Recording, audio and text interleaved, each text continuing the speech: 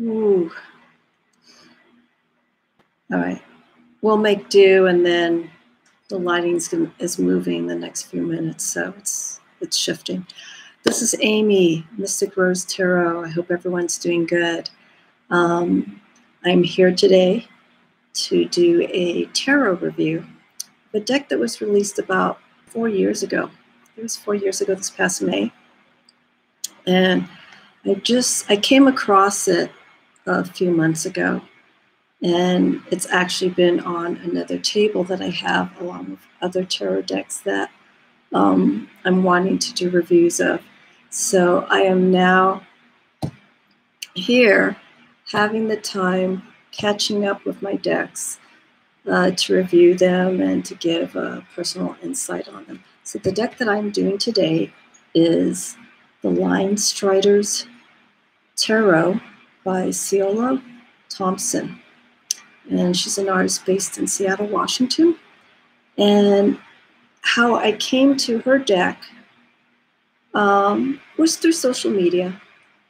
I saw it, and I think I saw it probably about a year ago. When I first saw it, it really didn't mesh with me. I'm going to be honest, when I review decks that are new, or decks that I'm personally attuned with, I'm gonna be honest and let you know how I feel and whatnot. So this deck was one of these decks that a lot of people were enjoying the deck, but for me, it's timing. This deck really didn't speak out to me until a few months ago, and this is around the time I got this in April. This is when we were already in the lockdown.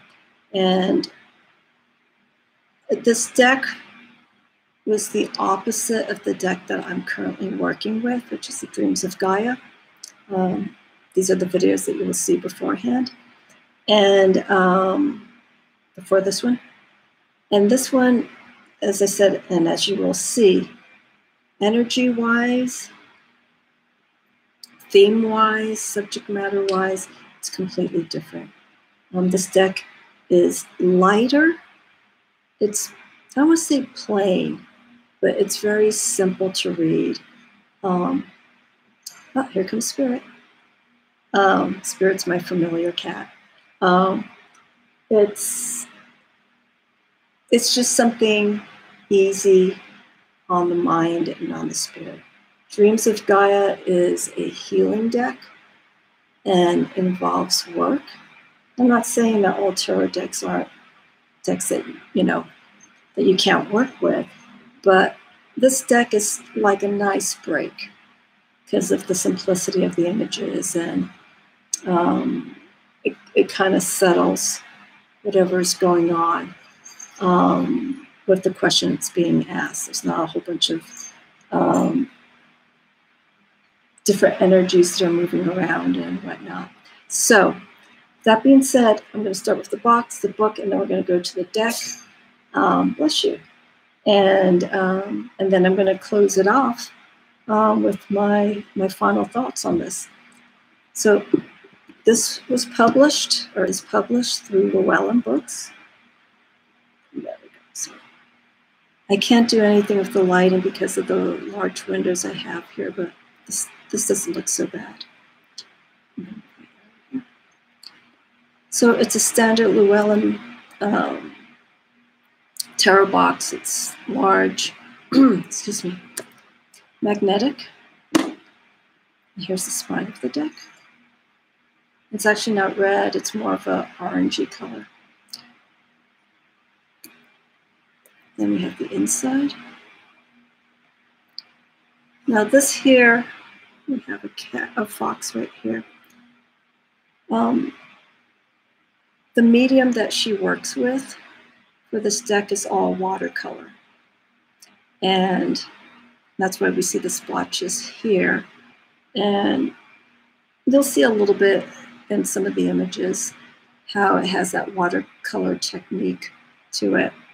There's a bit of a wash over some of the images. So it's white, it's all glossy on the inside.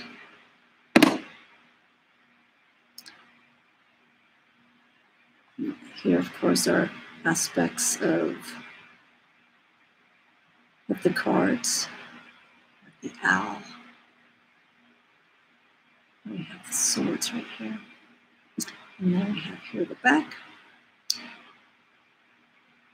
The one draw, one of the draws for me for this book is besides the simplicity, and because of it being, it's not really a borderless or border deck. It's all white. White is the background, so I guess we could say it's a borderless deck. Is the subject matter. She works with animals, and people who know me or people who don't know me.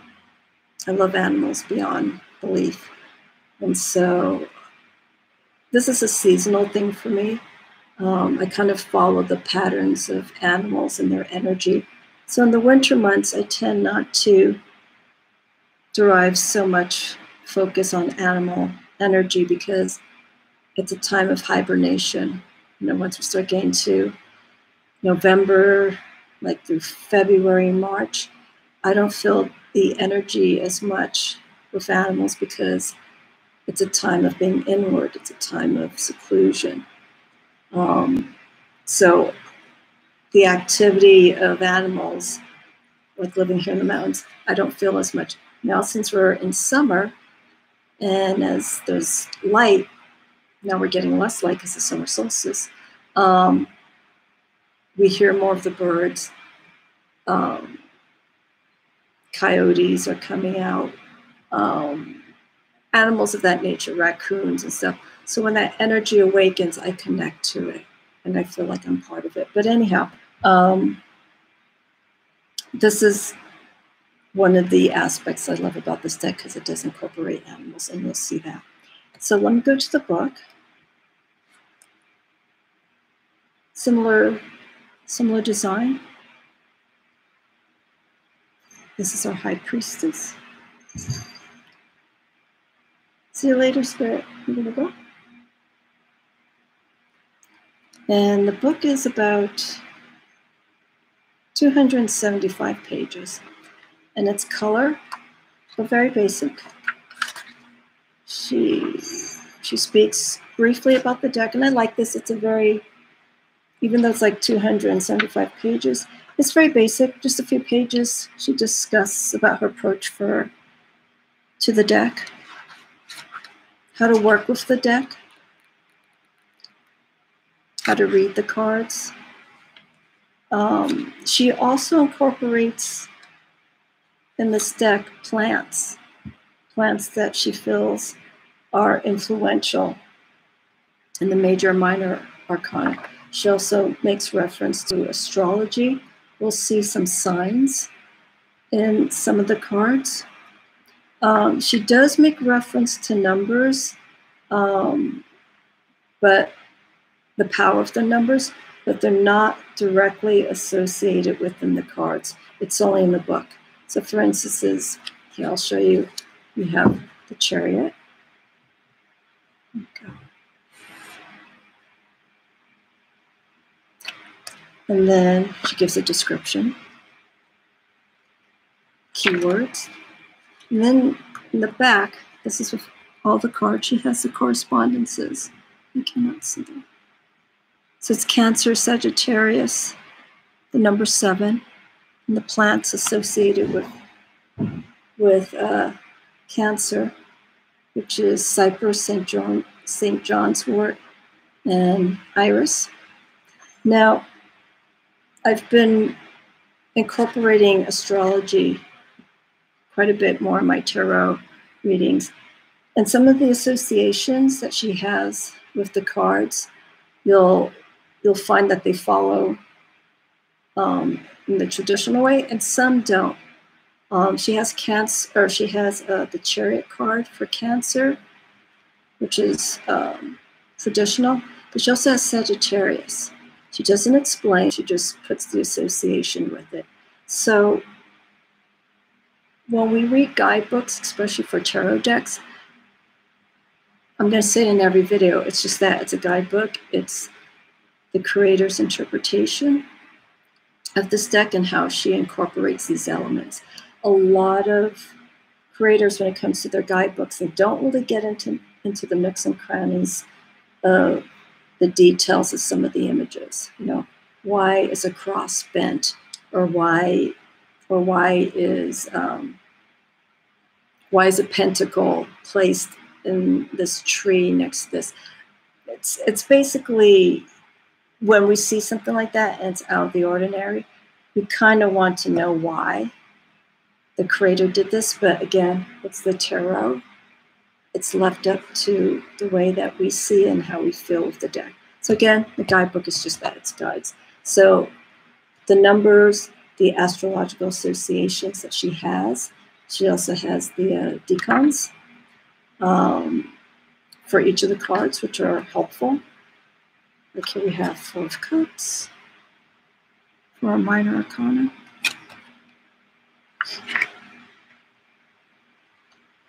And then she has the correspondences there, 4. And then we see the astrological decon for June 9th to June 14th. Now, this past week, I've actually been updating my notes for the decons and relating to the tarot, you know, the minor arcana, and into the court cards. Basically, the guide that I work with for those correspondences, the planets, the time frames. The time frames are every 10 days within a month. So we would get, like, say June 1st to the 10th, 11th to the 21st, the 21st to the 30th or 31st, with those breaks in between. Now, I've gone online, and I've seen there's been some variations on the dates. And the dates are very important because it also aligns with the elements of that card. For Wands, if it's going to be Sagittarius going into possibly into Cups. I'm starting to deviate from what I'm talking about. But the decons are good, but look at your sources and follow the ones that you feel is best. I'm just briefly have gone through this book, so I haven't been able to compare the astrological decons that she has noted, but I'm going to say and trust that she's probably following along the lines of the Doth Tarot and the old traditional systems that, like the Liberty, incorporates. I think that's a good general starting place if you're going to bring astrological dates, seasons, planets, and their elements together. So I'm going to take some water.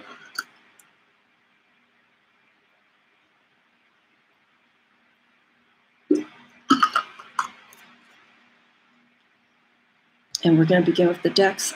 Just really quick, everything, if you want to know about the texture and the design of the book, everything's glossy. Cover is glossy, except the inside. It's matte. The pages are glossy. There's color images. So you went to this card. It's pretty. They're pretty accurate. The printing's actually pretty close with the card versus the book. So there's no shift too much in color, especially by putting this on video. It looks pretty good. Pretty good. Okay, so let's go with the decks. You got a sneak peek of one of the cards, the Ace of Cups. Okay. So I'm going to do the Major Arcana, and then we're going to go right into the Minor Arcana. And the Minor Arcana is going to include their court cards as well. So I'm not going to talk too much. I'm just going to show. I'll try not to talk too much. Here we go. Here's the Fool. Everything, again, is on a white background. And the beauty with some of these cards, especially when they're indicating the human form, Siolo does something pretty brilliant and makes the human form genderless. There's no ethnic tie-in to it. It leaves it open to whoever gets this card. So that's a pretty good approach when it comes to handling various human diversity classifications, ethnicity, and nationality. The back of the cards, like this, is like a Rorschach. So you can do reversals.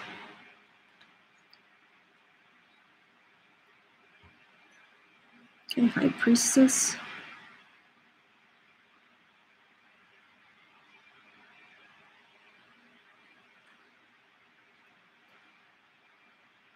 The Empress. And there's the monkey right there. Oh, I think I just got this out of order. I definitely did. My bad. Hang on 1 second. I have to get the Magician. Oh no, here we go. So let me back up. Okay, got it back up. Here's the Magician.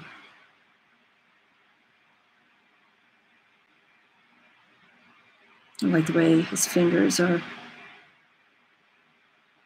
poised based on his dexterity of using the symbol for the Hierophant, like pointing down, and raising the hand up. That's our Magician card. High Priestess.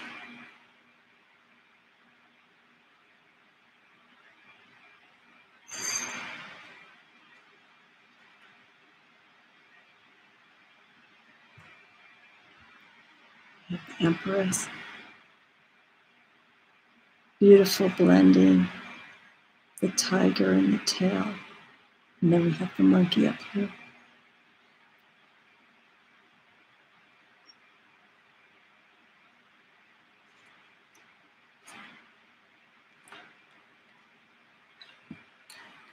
Sorry for the Emperor.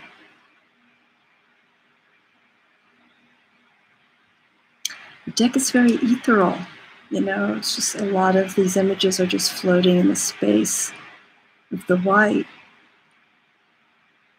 And it allows you to focus on these images specifically in the details. The red of his robe and his staff. Hierophant.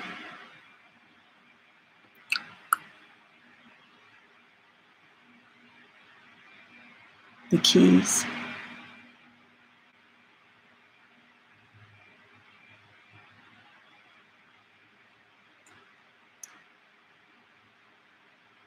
We have the Lovers. We're seeing here to be represented by swans.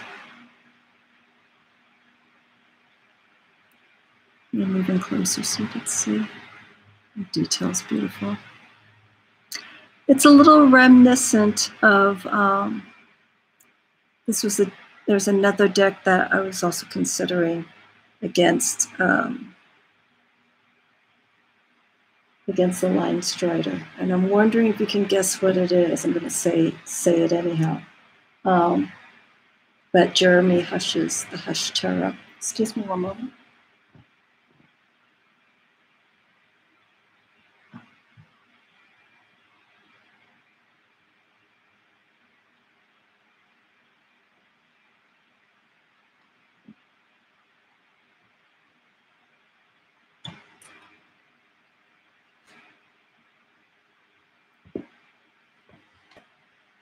Right, time to bring the cat in. The Hush Tarot by Jeremy Hush. That was a strong contender for me to decide which deck to get, but I leaned more on this one because it was simple, it's cleaner. I don't have a white deck like this with a white background. It allows me to focus more on the images. Hush Tarot's on the darker side, nothing wrong with that at all. The images are darker. I like those images, but the technique and the way the images were put together, it seemed a little bit too busy. And this, it's straightforward. We have the Chariot, the two horses there. Taking control of different situations.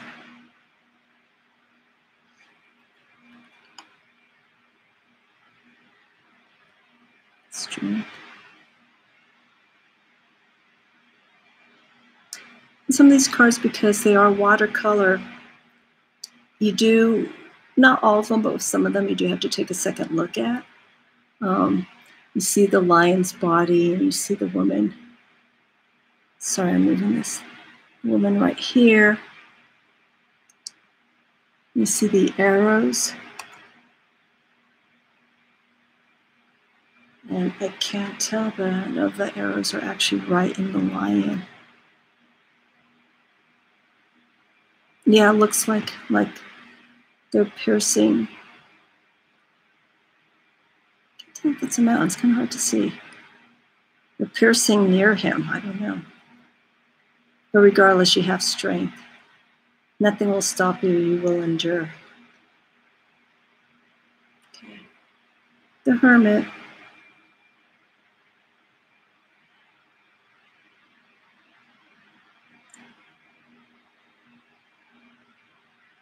And some of the images here are a little surreal, so you have to kind of look at the image to really get a sense as to what's going on. You see the lamp there, it's hanging around. I'm guessing it's a bear's neck.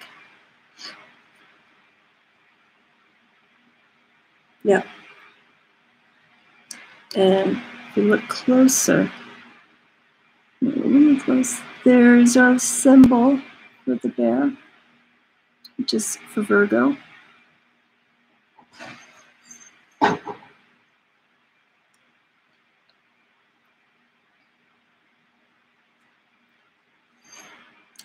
The next card is Wheel of Fortune.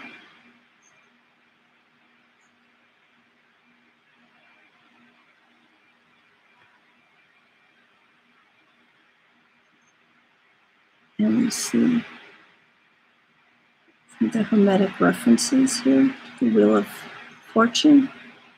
And also we have Leo, Taurus, Aquarius, and Scorpio. The signs, we don't see the animals, but the signs that empower the Wheel of Fortune.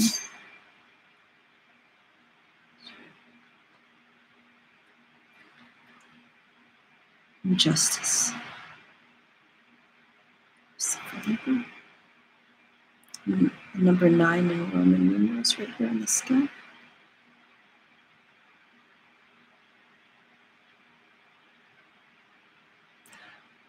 A sword piercing through, illusion, and getting right to the core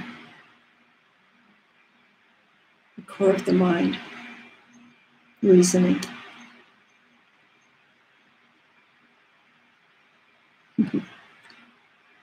The Hangman, the lion upside down, bound by one foot. Yes, bound by one paw. Hangman is ruled by Neptune and the sign of Pisces.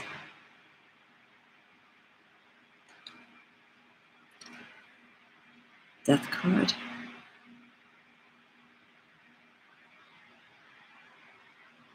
Transformation, shifts.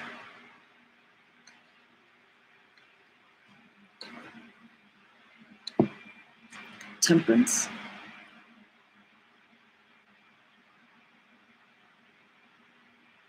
One foot in the unconscious realm, other foot on the earth conscious, balancing both of those elements. Temperance is associated with Sagittarius, it's a fire sign. You see the element for fire right there. This is like a fuchsia-like color.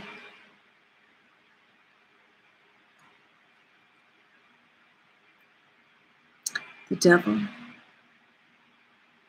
bound by our own desires and dealing with the aftermath of making choices that just weren't the right one.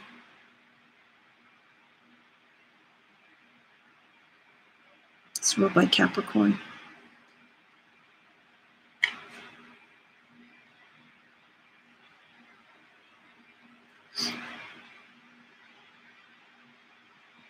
Tower card, like a pagoda on top, lightning coming through.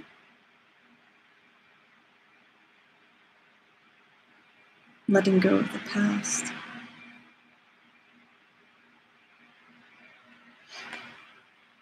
So, allergies.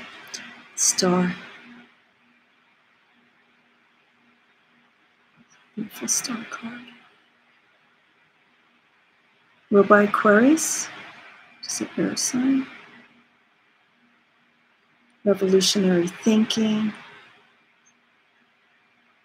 Thinking way outside of the box.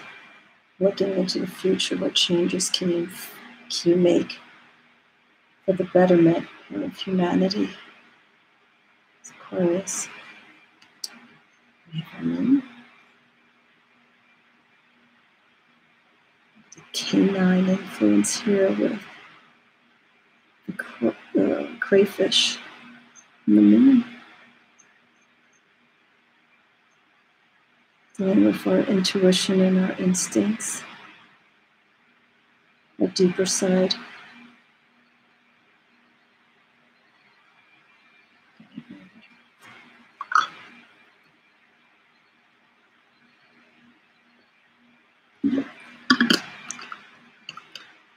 So as we have the moon, that is representative of the unconscious. And we've come out of that state, and we understand, and we've connected with our psychic self, and dealt with being in the realm of the illusionary. We come out.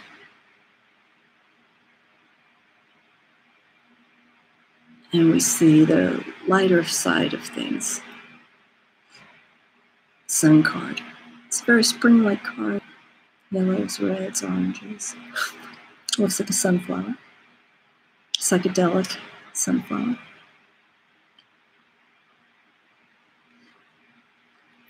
Judgment is next.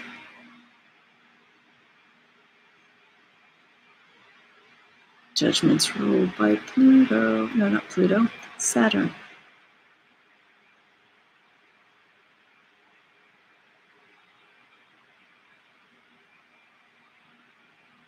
Planet of tradition and discipline.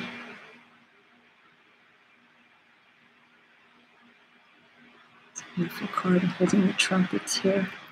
What we normally see in the traditional Rider-Waite-Smith, like the trumpet flowers, and we would see the Rider-Waite-Smith, the archangels blowing into the trumpet. So that's a cute reference.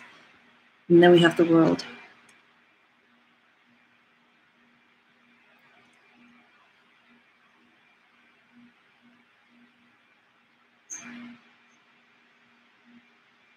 And there's the elements again: Aquarius, Leo, Scorpio, Taurus is in there somewhere.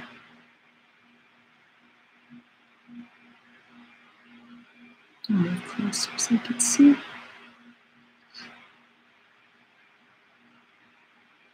Beautiful energy in this card. Movement, excuse me, movement. Everything has come full circle. This is the end of the cycle with the major arcana, and it starts over again. There are tarot readers who just read exclusively with the major arcana, and they get so much information. I want to see something really quick here in this way. They get so much information from just working with the deck. They can actually do a complete reading, which is pretty amazing.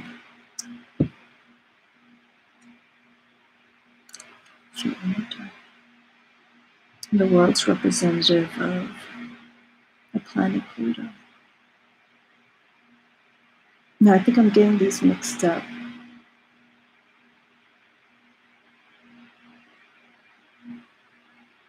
I think I'm getting these mixed up.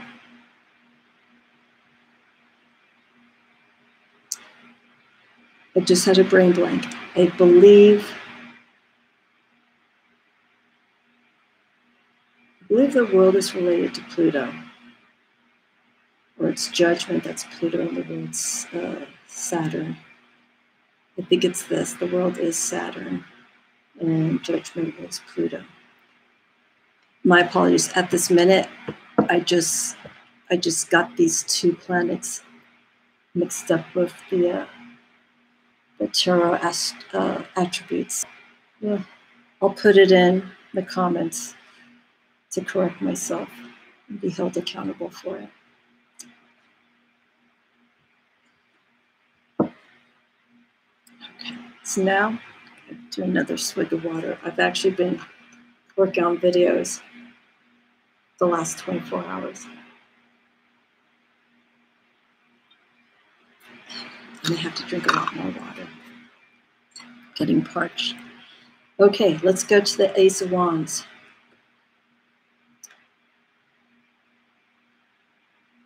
Ace of Wands here representing animal of the fox. And the coloring for these elemental signs, these wands is related to fire. We don't see reds. We see a different spectrum of color. So here, color association based on the minor arcana and its element is something you don't really focus on. You focus more on the image itself. You see here Two of Wands. A balance of energy, movement. With the rabbit there.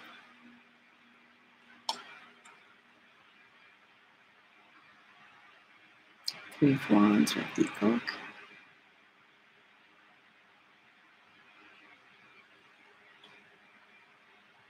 These are just wonderful. And the hairs.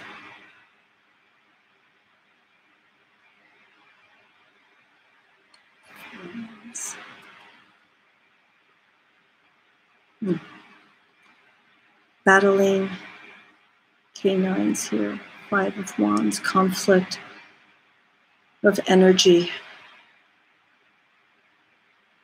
Aggression, competition, battling it out. It's not a graphic card. The only aggressive color we get here is an orangey color, just to emphasize the energy of the wands going here, but she still uses blue. She uses a soft palette of color. It seems like in most of the suits. We have Six of Wands for success and triumph.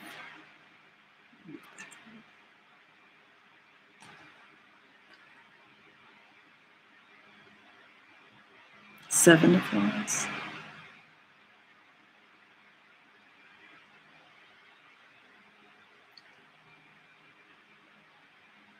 Go, coyote. This is a duck here.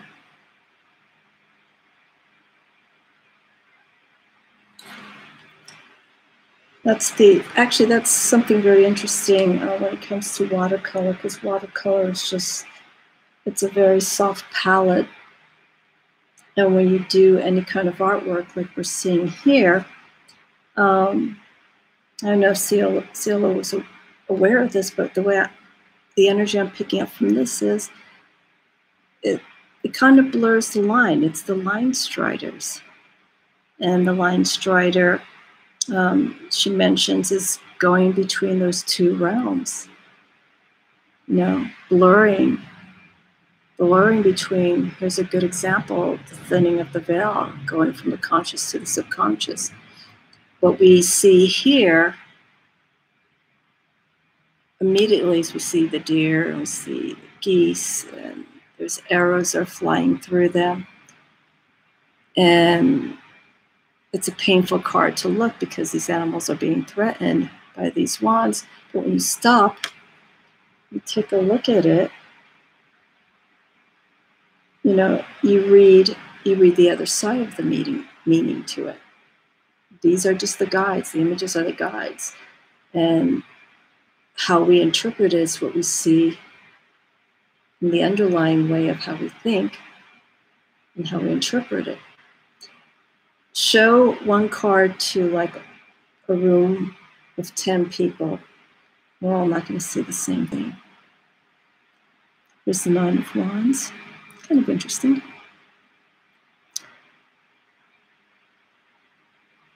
The fox soldier has gone through its battle.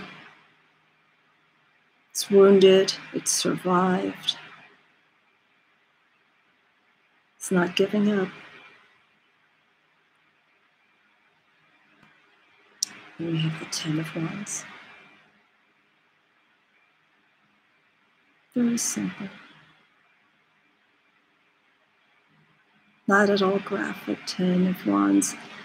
And various decks have some graphic depictions of this. And some of that is good. Some of that is allowing you to face your fears. Oh, I don't really want to look at that. Most of the decks that I have here, think of right now that the 10 of Wands, or even the 10 of Swords, I should say, it doesn't have a graphic, bloody element to it. Which for me, I think if I start seeing that, it brings a different energy for me, and it makes it, it's challenging, but it makes it more sensitive for me to interpret something like that. So a card that has like graphic blood or anything like that, when it comes to tarot, is something that I don't struggle with. I just have to take an extra minute to look at it and don't get caught up with the hurt and the pain of the image, but what the meaning is. And this is someone who used to love horror movies and splatter films. Now I guess I can watch that, and that's different. But when it comes to the cards, I don't want that to see that in my cards, because that's a different kind of energy. I'm translating energy from someone. And I had a zombie deck that I had as a giveaway, and it was graphic. But it had humor in it, but I couldn't read with that deck at all. Now we're going to our court cards. Here is the Page of Wands. There's the symbol for the archer.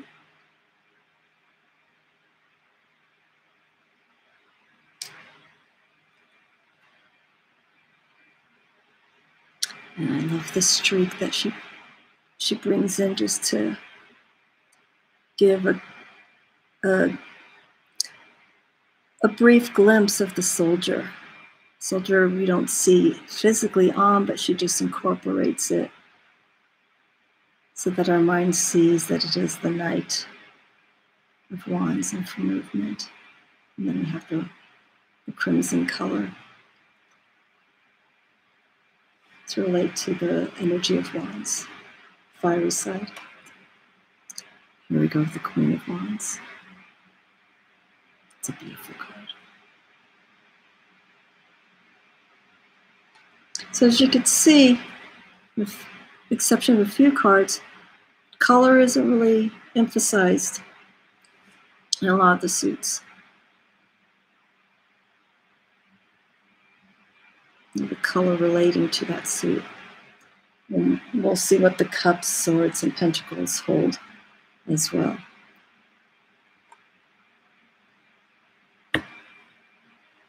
As simple as this deck. Again, when you get a deck, I mentioned it in my previous video, don't go to the book.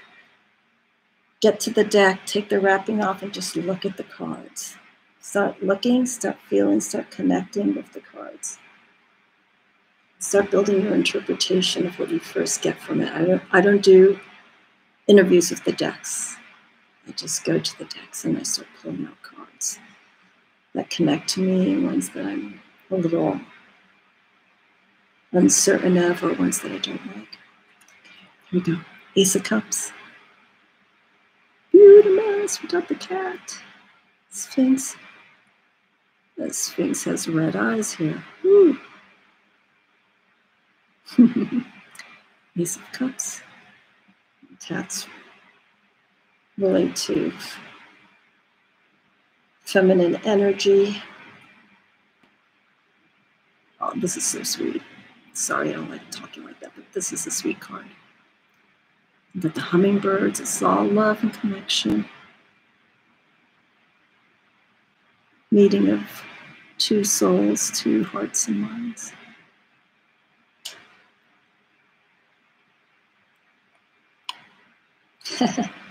Three of Cups. Canines partying together. One of them looks like they're holding a cup right there. We have the party hats on. This is really sweet. And then we have a little bird right there. Harmony and friendship.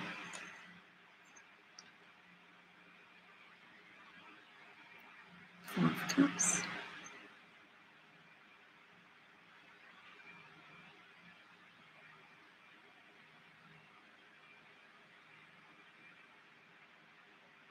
Sorry, I've just spent the extra time. She is partially undressed. I just want to take that into consideration when I relook at these cards again. It's kind of a smoky, browny, gray wash that's on this card.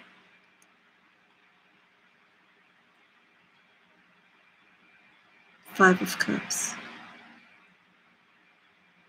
Barn owl, eggs. I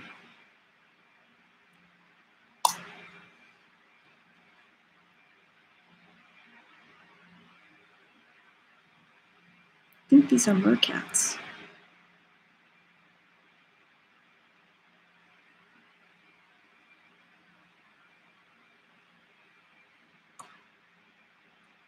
So not all of the deck is animal filled, but the influence is there. Seven of Cups. The use of colors is just very nice. It's very simple.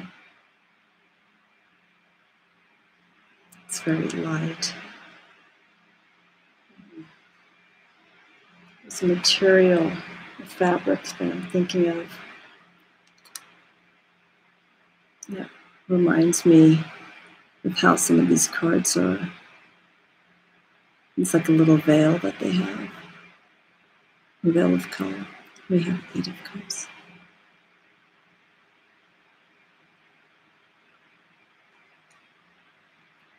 Nine of Cups. Ooh, oh, he has the bird in his mouth. It's a yellow feather there on the floor, one in his mouth. Busted.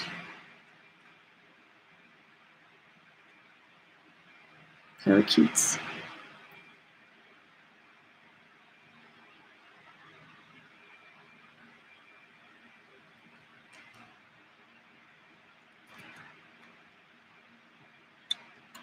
Page of Cups.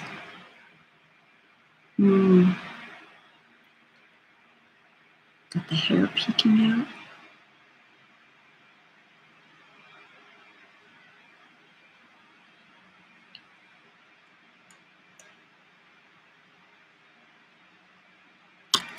Knight of Cups. Yeah, Siolo's use of imagery, and again with watercolor and the washes that she puts over some of her images, it works very nicely. Just the color of movement for the knight. So she has like a orangey red color similar to wands. And then blue to represent cups, water.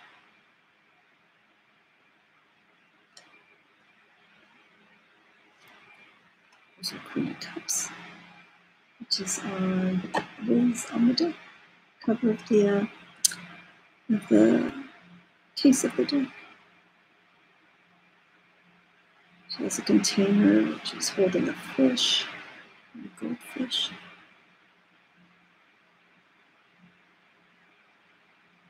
And there's a jellyfish around her. And she has the headdress for the starfish. I like smart decks. That's what I call tarot decks, where you see the images, but they're more than images, and that's the makings of a good tarot deck. It's like you have the images, they're strong, but they have to connect, they have to relate. Any nuance you put in a card has to make sense. We have the King of Cups, Zeus, or some Greek or Roman god. And then we have koi, beta fish, possibly.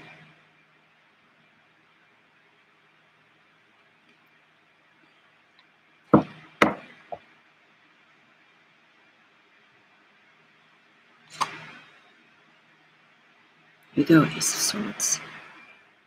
Eagle. Eagle is for wisdom, high intellect. Sorry, I gotta change my seating position. A very strong card. Use of reason.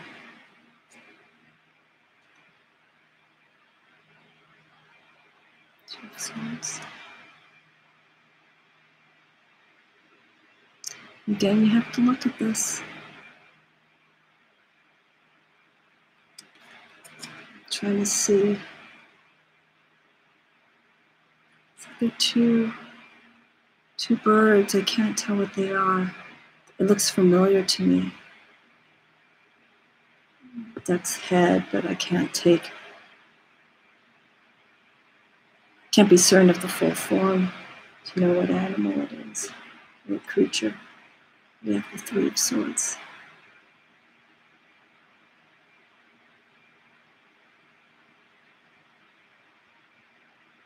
Beautiful. Hard card. They are impaled.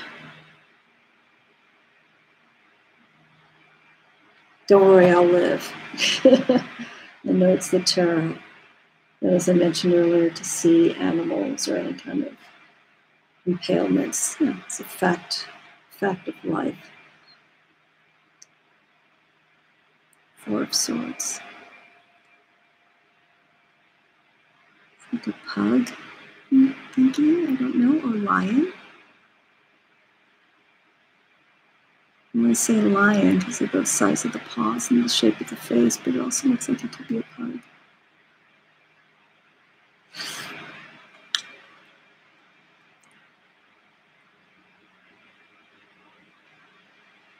Swords. Overwhelmed. Confused. Reasoning is very hard to be determined. Faculties aren't right there to make choices, to make right-minded decisions. And then here we have the Six of Swords, running away from our thoughts, our responsibilities, going away for a while to just regroup and rethink.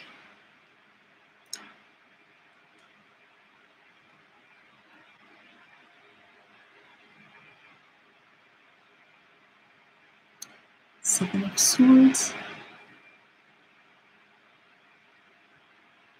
See a battle in the background?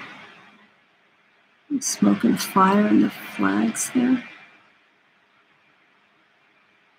That the Seven of Swords is known for deceit.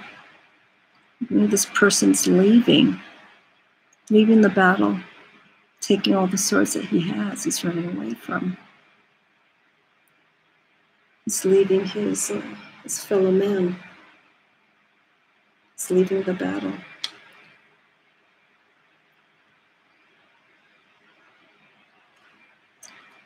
Eight of Swords.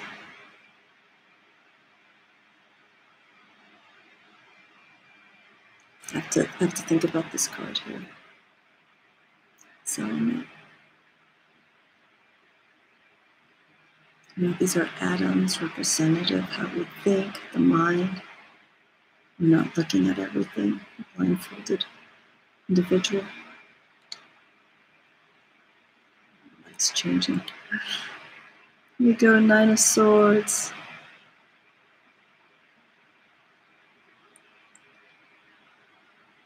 There's no swords in this. It's more of the feel and the mood.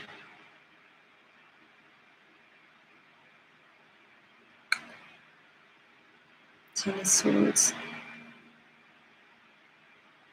Speaks for itself. Strong spirit. Takes so many swords to take that person down. That spirit down.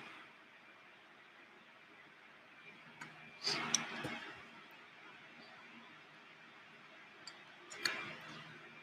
we go. Eight of Swords.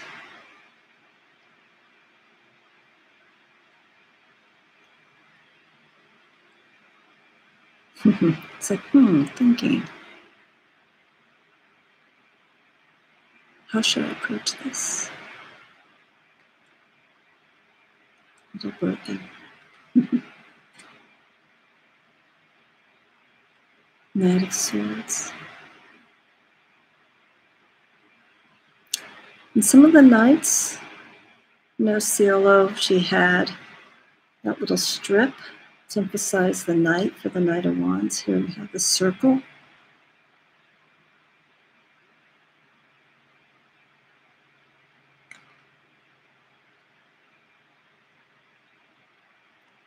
Swords.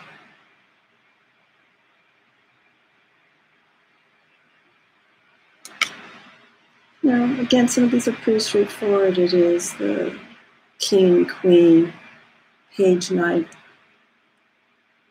It's basically the image itself. And you interpret it, its meaning based on the energy in the card. Quick-minded, thinking, being on your toes when it comes to making decisions.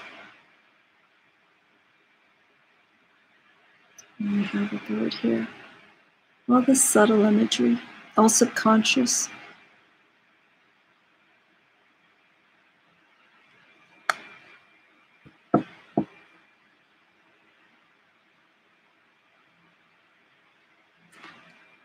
Alright, now we're getting down to Ace of Pentacles.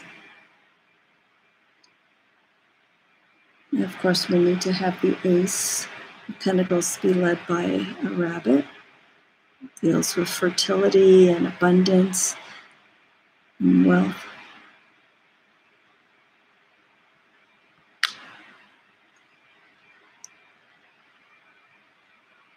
Two of Pentacles. Got a lot on our plate. We got to juggle it, balance it, still maintain maintain our way of thinking, making good choices, working hard, being there for family, anything that you have, taking care of those responsibilities. It's the Three of Pentacles. And crow, raven, background.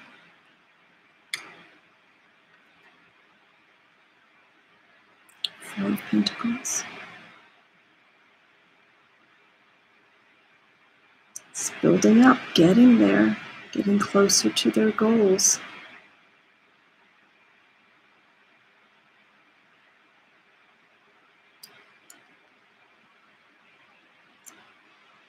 I think that is I think that's bait.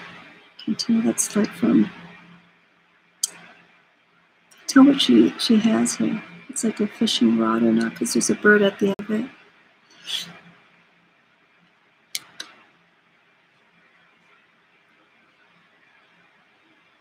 Five of Pentacles. Challenge. Crippling hardship.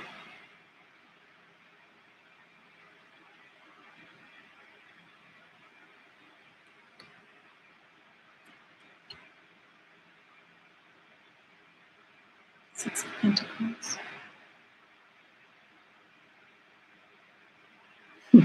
This is actually a very nice representation, because Six of Pentacles is, you normally see a human tossing out coins to people down below or from across the way. And here we have, I want to say maybe it's a dove, can't tell, and just like throwing down crumbs. I think that's a nest that's on the bird's back, kind of hard to tell.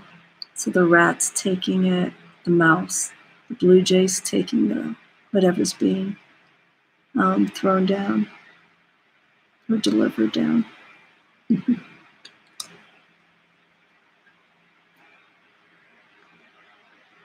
I have Seven of Pentacles.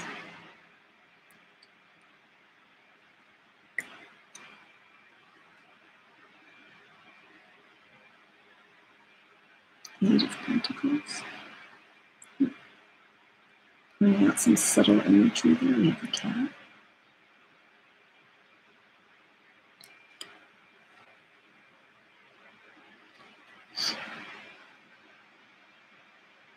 Nine of Pentacles.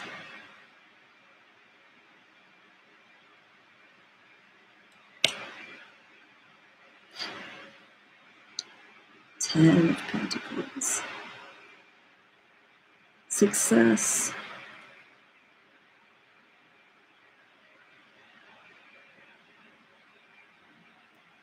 Very elegant looking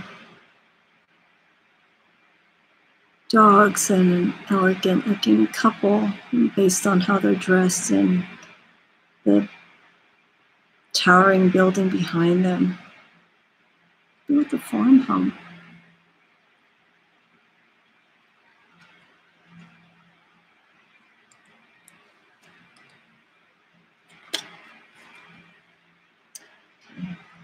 Page of Pentacles. Getting familiar, learning how to harvest our resources.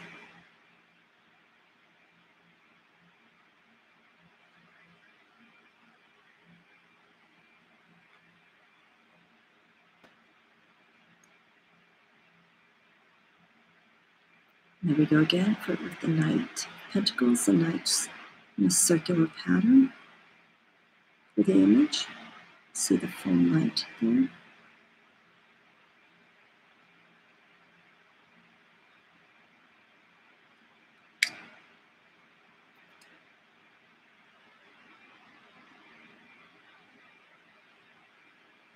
It's like a lamp, I'm guessing.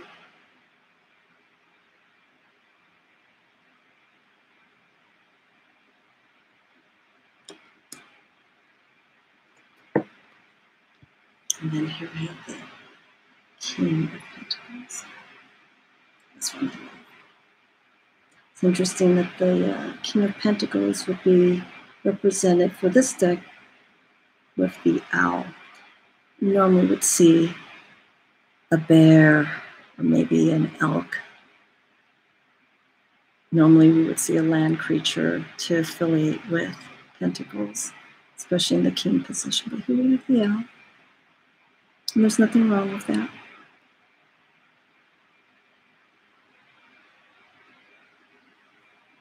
Someone who wisely makes good choices,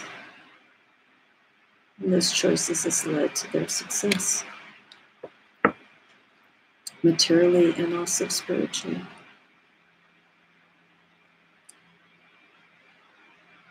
So this deck will be easy to learn with. If you're just starting with the tarot, and the images that you see, this is a wonderful deck to get to learn. Bear in mind the decks here, they do have animal representation. Some decks that represent animals, they have different meanings. Like I was showing with you, the King of Pentacles. Normally we would see a land animal to represent the king. Here we have the owl, and the owl is normally associated with thought and intuition. So just be careful when you interpret these cards and don't get the meanings mixed up, and give the meaning for the King of Swords when thinking the King of Pentacles is more like the King of Swords because of the owl. The King of Swords. So let's do this. I'm going to just pull out these cards. Just the King. Yeah, King of Pentacles. King of Pentacles and King of Wands are the only representation through animals. King of Swords, King of Cups. Make reference to the power of the human. Here we have a god. We have the actual human soul. Human spirit. And it's also here with feathers to make reference for the bird. It's wrapped around me. So yes, just be mindful, and you take notes when, especially when working with a new deck, and pull the energy that you feel is best for you from that deck. And there's not going to be any right or wrong. I read what people post like on Reddit, and a lot of them are asking, is this right? Am I on the right track? Am I feeling this? It's fine to ask those questions, but you're going to get people who are going to give you different answers, because we are all different. We're going to interpret things differently. So when someone says this is right, the people who are going to reply are going to feel that that's what's right for them. It may not be right for that person, but at least it's giving the person who put up those cards to have help for interpretation, at least guide them a little bit. So yes, this is the Linestrider deck. This is the guidebook, the Linestrider's Journey, that comes with the tarot deck by Siolo Thompson. I love the deck. It is my only deck, and this is part of why I got it. That's just very simple. Focus on the images. There may be a few scenes that it's a little busy, but I think the busyness is more of the technique that Siolo put into this deck. So let me see if I could find, yeah, this is a good example.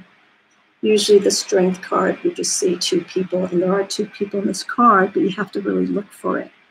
So when you don't immediately see the representation of the card, like it's blended into the background, or it's blended in with the technique that's being used. Here's another one, the Hermit. just kind of spend a little bit more time with it, just to connect with it. And the more you look at these decks, the more that, or these cards, you'll start seeing other things come up that will help you interpret it. All right, so this has been the Linestrider's Tarot by Siolo Thompson. This was produced 4 years ago already, and it's a wonderful deck. I highly recommend it. I'm going to take this ribbon in here. And it's just as strong for advanced practitioners. And you can bring in your expertise and your experience of the tarot and put in get a different perspective by using this deck. As tarot readers, we're all different. You know, sometimes we find decks that the more complicated it is, the more they can read into it. There are times that readers, they just like something simple. So they could just focus on the image itself and then pull the energy, pull the information, feel what's being sent to them through each of these cards. For me, I'm actually both. There are some decks that they work so well when they have so much complex imagery, it actually feeds me more information. And I think the more complex a card is, the less cards I need to use in a reading. It's just me, and it's based on the deck, but I feel I can pull so much information from decks that have a lot to share. Decks like this that are very simple, I can do a story. I could build a story around it, and give a very nice interpretation of what the person is asking about. So, you know, it depends. I have my decks for, you know, various reasons. The Dreams of Gaia deck is my healing deck. It's my spiritual healing deck, emotional deck for healing. And that deck came, as I mentioned in the video for the Dreams of Gaia, that deck came a week after we had the lockdown here in the United States. So I felt I really had to have that deck. It was almost like I needed, it was almost like an emergency aid deck. It's like, I need this deck, please, ASAP, so I could start working with it. And I've been working with it for the last 2 months. So the Linestrider is actually, like I said, it's quite the opposite of the Dreams of Gaia. It's very easing on the mind. And it's there's a calming energy to this. And again, all the other decks, I'm not saying that they're not calming. Their effects that they have on people is different. So, you know, it depends on who you are. So check out the Linestrider's Tarot. If you have any questions, please give me, drop me a line. I was going to say give me a call, but drop me a line. You can reach me through my website, www.themysticrosetarot.com. I'm on Instagram, the same name, The Mystic Rose Tarot, and my YouTube channel. My website's www.mysticrosetarot.com. I think I already said that. And I'm going to be adding more videos. I'm taking some time off right now, and the next series, I'm going to try and work on these tomorrow. The next series of tarot decks I'm going to review are mini decks. So I'm going to do 4 mini decks. I'm going to do them all in one video. Because I'm not set up to do any down shots, this is going to be tricky. So stay tuned for that. Let's see how that's going to work out. 4 mini decks in one video. And I don't want to say what they are just yet. Yeah. Have a wonderful day, week, evening, morning, and be well. Any questions, you know where to reach me. Have a blessed day, everyone.